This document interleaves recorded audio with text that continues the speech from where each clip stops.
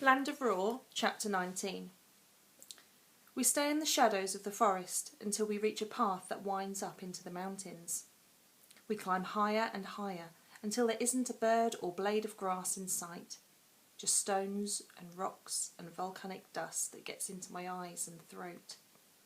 When I feel like my lungs might burst, I stop to catch my breath and check the map.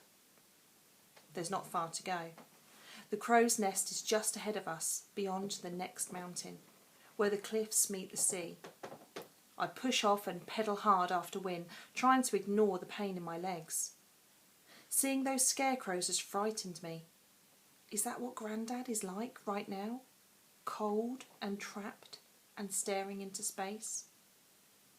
Up ahead, Wyn disappears round a bend and I follow. "Wyn!" I shout. "When you get stuffed, how long have you got? Before you turn into a scarecrow for good?" We never knew for sure, but Rose said it was to do with how old you were. You're 11, so you'd have 11 hours. I almost smile. That's just the sort of bizarre rule Rose or I would have made up. But if Wyn is right, at least that gives us 72 hours to get to Grandad. No, less than that by now. The thought makes me pedal with a renewed energy, forcing my way up the hill. When my heart is racing and I don't think I can go any further, the path levels out and we start to go downhill. "Look, there's the crack," said Wyn. The crack in the earth now runs alongside the path. Mist rolls down from the mountain top and we follow the crack as it leads towards the sound of thundering waves. When I can taste the salty tang of the sea, I know we're getting close. Wyn hits the brakes and I skid to a stop behind him. "We're here!" he shouts. We've come out on a rocky cliff. Mist swirls around us and the wind is so powerful I have to hold on tight to the handlebars of my bike. The bottomless ocean lies in front of us, its waves pounding at the base of the cliff. The mist thins and far across the sea I see a monstrous shape rising out of the water. "The crow's nest," I whisper. Wyn puts a hand on my shoulder. "We're nearly there, mate." Crokey's castle clings to a rock and looks impossibly tall. It has 4 towers that twist like blackened branches towards the sky, and each tower is topped by a jumble of twigs that look like giant rooks' nests. Round windows puncture the walls, light flickering behind them. Even though the sea separates us, I still feel like the windows are blinking eyes, watching me. I swallow. It's a bit bigger than I remember. Suddenly, more than anything, I wish that Rose was standing next to me. I could do with some of her fearlessness right now. "So, where's this magic road?" Wyn sits down and points at the sea. "Keep watching and you'll see it. It's magic, remember?" I sit next to him. "Yeah, you keep saying." "Magic," Wyn whispers. "Like me." Then he points his wand, cries, "Plump bubble," and a small balloon appears in the air. It deflates with a sad squeal, disappearing over the edge of the cliff. He turns to me with an awestruck look. "I've never magicked up a balloon before." "I liked it," I say. Then we go back to staring at the sea. The bottomless ocean is wild here. Waves smash against each other and the wind flies over the surface of the sea with a mournful wail. I can see the jagged mountain peaks of the end far away in the distance. Sitting here with Wyn, I feel like I'm at the very edge of the world.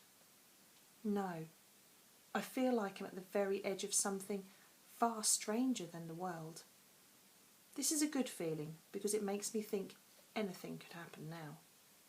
A magic road could even appear that will lead us all the way to the crow's nest. Only it doesn't appear.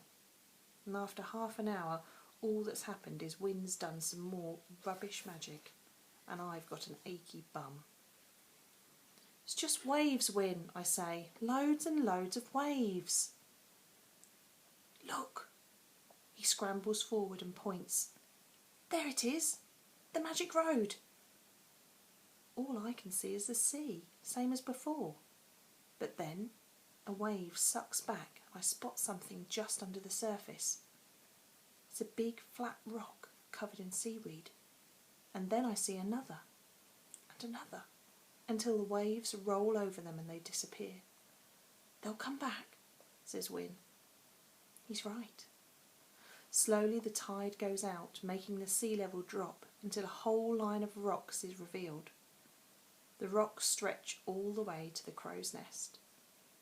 I found it the day after the ground cracked open, says Wyn. This is where the Grec runs out across the sea, and somehow it pushed the land up, although you can only see it at low tide. He nudges me and grins. If we follow it, we can stroll up to the crow's nest and walk right in. I look at the chain of rocks. They do lead to the crow's nest, but it's not like any road I've ever seen. A road is smooth and covered in tarmac, and you can travel along it safely. But these rocks have great big gaps between them, like giant stepping stones. And in some places the road is just a pile of boulders covered in seaweed. I squint into the distance. You really think we can go along there and get to the crow's nest? Wyn nods confidently. I know we can. I've done it. Really? You climbed over all those rocks, jumped over the gaps, and got to the castle before the tide came in? Well, not all the way, Wyn admits, but close. It was getting dark and I was hungry, and I saw this massive octopus. He shivers. It really freaked me out, but I'm sure I could have done it if I'd wanted to. I lean forward. The road starts about halfway down the cliff. How did you even get onto the first rock? Wyn's eyes light up. That's the best bit. To get to the magic road, we have to go down the magic tunnel. Of course we do. Before I can even ask what the magic tunnel is, Wyn's jumped up and climbed on his bike. Come on, he says. I cycle after Wyn, back the way we've just come. After a few minutes he stops and points at the ground. Look! The crack disappears into the rock face at this point. But when Wyn lifts a curtain of shrivelled ivy, I realise that it's actually cut a narrow tunnel right through the rock. Behold the magic tunnel, Wyn says. Then he pushes off and cycles between the leaves. I follow him down the dripping tunnel, the wheels on my bike slithering over wet stones. Wyn starts whooping as our bikes shoot along, getting faster and faster. What's so magical about this tunnel? I shout, ducking to avoid a dangling root. It's so steep, Wyn cries, and I see that he's right. The tunnel is sloping dramatically downhill. I squeeze my brakes. Then I remember that I don't have any brakes. My bike picks up speed. Wyn, where does this tunnel come out? Here, he cries, hitting his brakes, right on the magic road. I swerve to the left and zoom past him. Directly ahead is the opening of the tunnel. Mate, Wyn calls, you might want to slow down. I put my feet on the ground, but all this does is make tiny stones fly up in my face. I can't, I yell, and my bike hurtles out of the tunnel straight towards a thin spit of rock covered in seaweed. I see the flash of waves smashing against it as I shoot straight across it. Keep pedalling, yells Wyn. Yeah, and don't look down. I do what he says. I don't have any choice. I zoom along the spit of rock until it comes out into a lovely wide space. Suddenly, the wheels of my bike skid on a fat bit of seaweed. The bike slips out from under me and I crash down. Sea spray rains down and the wheels on the bike spin. Wyn laughs. So gnarly. I lift up my head and see him standing at the mouth of the tunnel. After carefully propping his bike up, he picks his way over the narrow rock, avoiding the worst bits of seaweed, and pausing whenever a particularly large wave strikes. He helps me to my feet. That was the most awesome thing I've ever seen in my life. I was tempted to try it myself, but, you know. You didn't want to die? I pull seaweed out of my hair and shuffle towards the middle of the rock where it feels a bit safer. Yeah, something like that. So, what now? I look along the line of rocks that leads to the crow's nest. From down here the castle manages to appear both enormous and unnervingly far away. Mist drifts across the sea and starts to roll over the magic road. We start jumping, says Wyn. It's fun.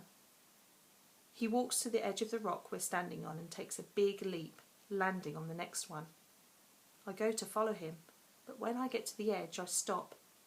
The rock I'm standing on is big and flat. It feels safe.